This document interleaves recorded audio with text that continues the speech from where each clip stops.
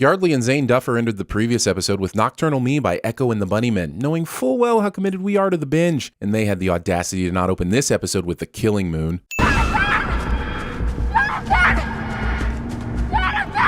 Jonathan.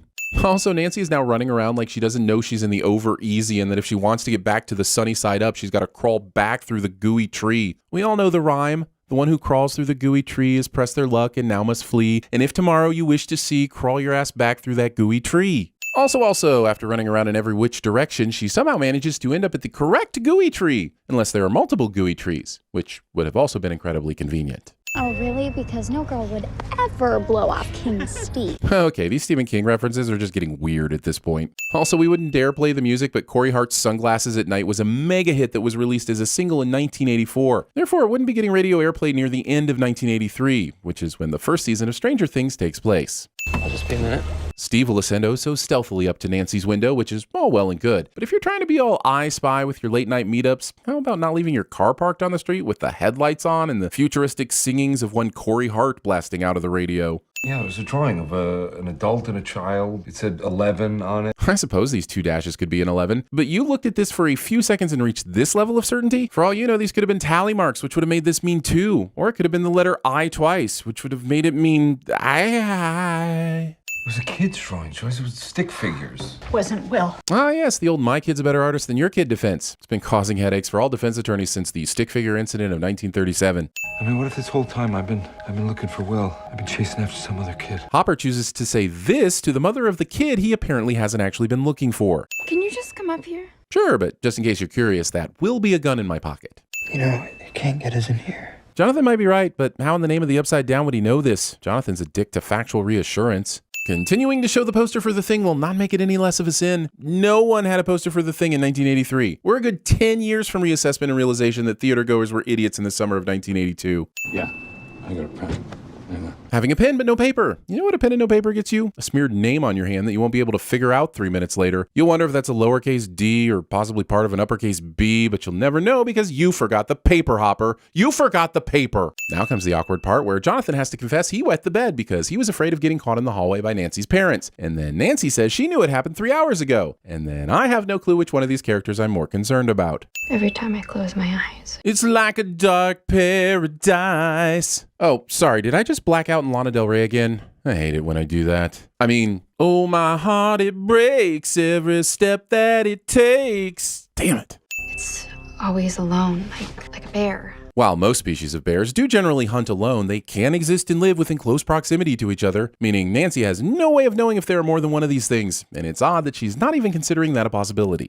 But if it works, At least we'll know it's coming.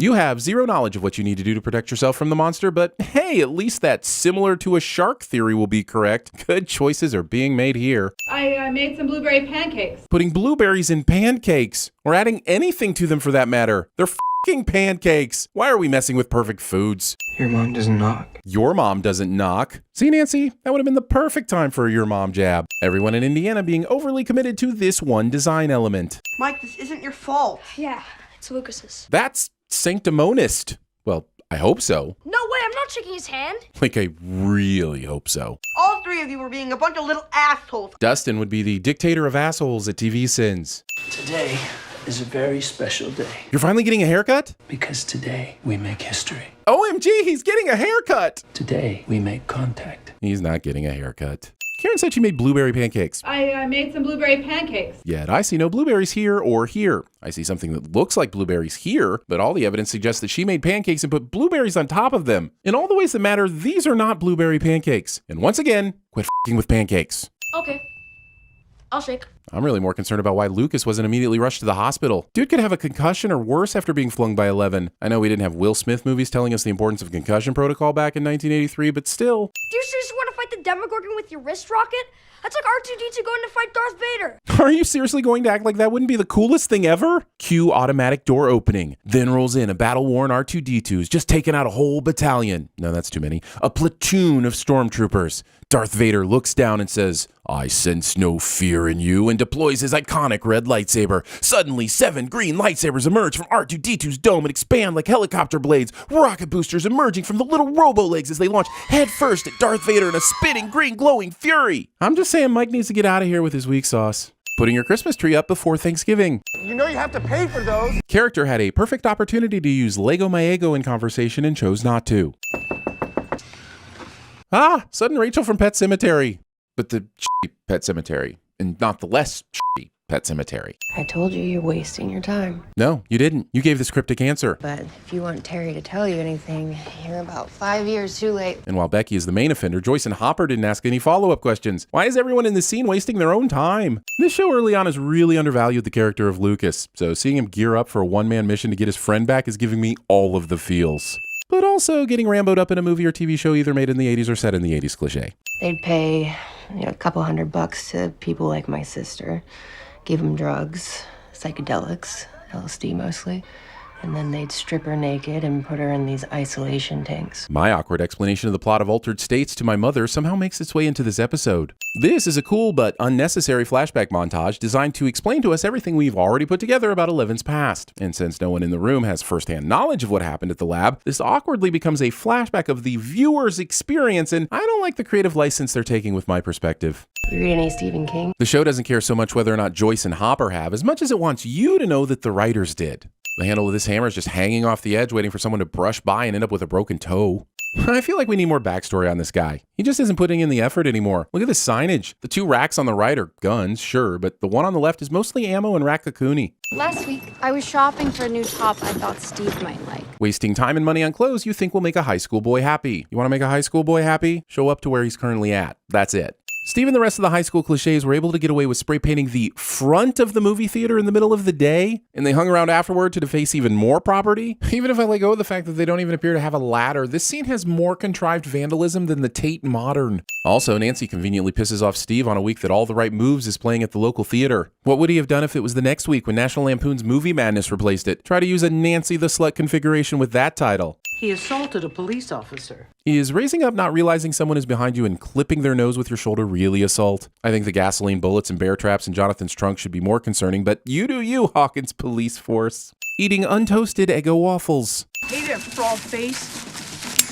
Toothless. Some would say, why did they drop their bikes and run? But this was the correct choice. Look at that terrain. They never get up to speed fast enough to get away, and there are way too many hazards to navigate. The sin here is the absurd convenience of Bulk and Skull showing up out of nowhere to trigger the conflict that results in 11 also showing up out of nowhere to save Dustin and Mike. Get off! Get off me! Resorting to murder because you got your ego hurt on the playground. Our friend has superpowers and she squeezed your tiny bladder with her mind. Okay, show, I called you out for the sheer cruelty of that scene in episode 4, but you just owned it. Wet yourself. Maybe not. Deus El Machina. Yeah, that's right! You better run! I get Dustin's happy he isn't being held at knife point anymore, but is he overlooking the fact that 11 just broke that kid's arm? Couldn't she have just made the knife fly away or something? Despite all the security measures we know this place has, Lucas is not spotted. Show thinks the government in the 80s was combating conspiracy theories by letting the public draw conspiracy conclusions. None of us could breathe. Somewhere under those bushes was the rest of Ray Brower. Tommy, how's the peeping? Tommy, how's the peeping? Tell me again. Upstairs or downstairs? Upstairs. There were horses and a man on fire, and I killed a guy with a trident. It was a kid's drawing, Joyce. It was stick figures.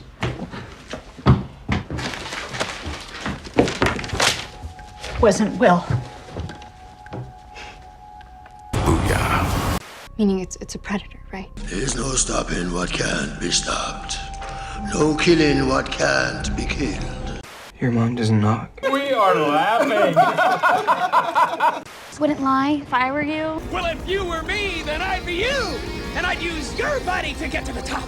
You can't stop me no matter who you are. 2, 5, 1! Gatsby looked in that moment as if he had killed a man.